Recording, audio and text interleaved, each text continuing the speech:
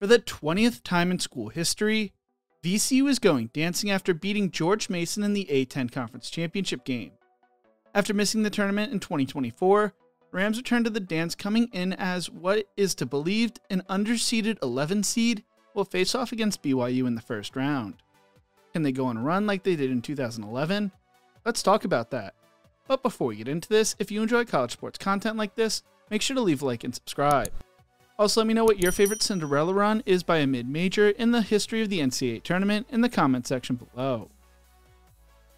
VCU basketball began in 1968 when the school was merged between the Richmond Professional Institute and the Medical College of Virginia. They would struggle at first, not making it to postseason play for over 10 years. Finally, in 1978, they would earn a bid to the NIT, where they would lose to Detroit in the first round. That would set up the success of J.D. Barnett, who would find success throughout the 1980s as the Rams would make the NCAA tournament for the first time in school history in 1980, losing to Iowa in the first round. The following year, they would enter the tournament as a 5 seed, beating Long Island in the first round, earning their first NCAA tournament win in school history, before falling to Tennessee in the second round 58-56 in overtime. They would miss the tournament in 1982, would make the next 3 tournaments, making it to the second round each time, losing to Georgia in 1983, Syracuse in 1984, and Alabama in 1985. Following the 1985 season, Barnett would leave, going 132-48 in 6 seasons, winning 4 Sun Belt regular season conference titles and 3 tournament titles, making 5 NCAA tournament appearances. For the next 11 years, they would miss the NCAA tournament, would play in the NIT in 1988 under Mike Polio, losing in the quarterfinals to UConn. They would join the Metro Conference in 1991, would be left out of the merger with the Great Midwest Conference that created Conference USA in 1995. As a result of that, they would join the CAA. Under Sonny Smith, in their first year as a member of the CAA, they would dominate, going 24-7 and 14-2 in conference play, winning both the regular season and conference tournament title to play in March Madness for the first time in a decade. Smith would finish with a 136-127 record and would be replaced by Mac McCarthy, who went 66-55. Jeff Capel would take over as head coach in 2002 and would lead the Rams to the 2004 NCAA tournament after winning the CAA regular season and conference title, losing in the first round to Wake Forest 79-78. When Capel took the head coaching job back in 2002, he was the youngest head coach at the Division I level at only 27 years old, would leave in 2006 to take the head coaching job at Oklahoma, finishing with a 79-41 record with the Rams. I'm working on a special video right now, so I'm not going to go into super great detail when it comes to Anthony Grant and Shaka Smart, but under those two, the program would take things to the next level.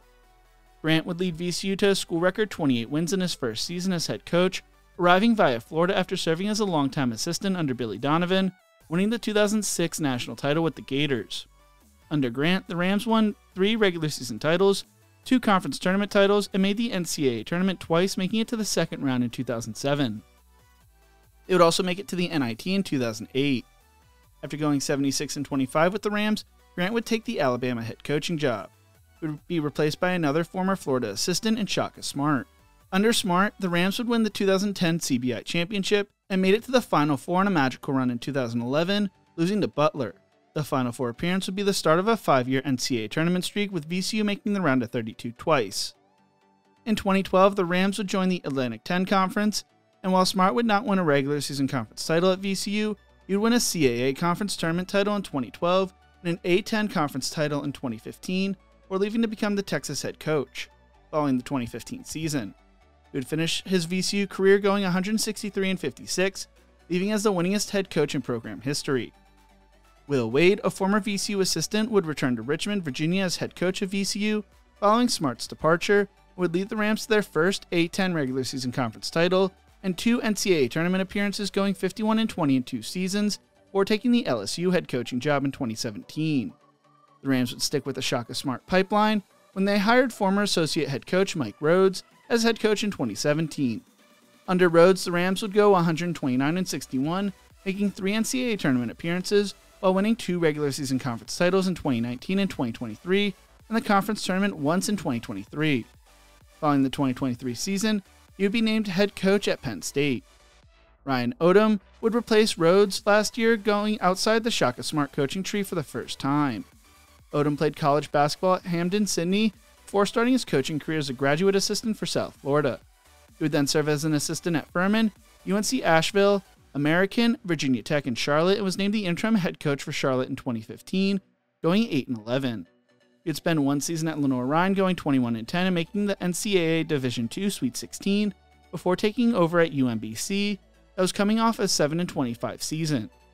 While at UMBC, he led the Retrievers to their magical upset win over Virginia in the 2017 NCAA tournament, losing in the round of 32, and won the American East regular season title in 2021. He would spend 2 years at Utah State, going 44-25 and making the 2023 NCAA tournament.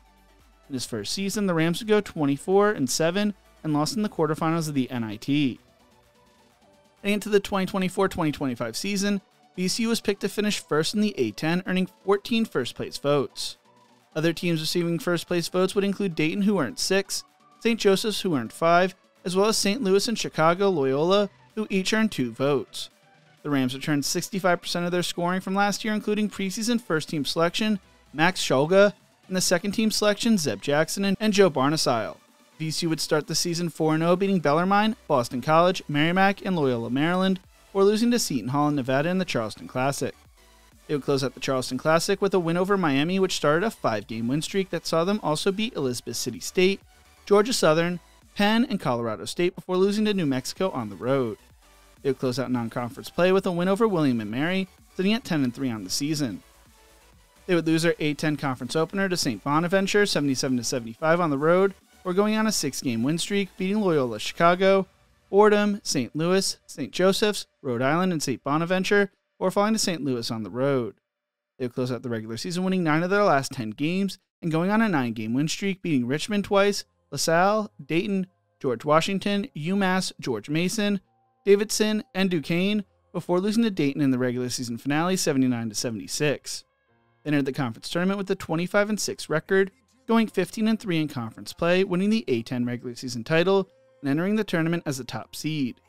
They entered the tournament averaging 77.9 points per game, and allowing 62.7 points per game. They entered the tournament with the best odds to win it with -115 odds.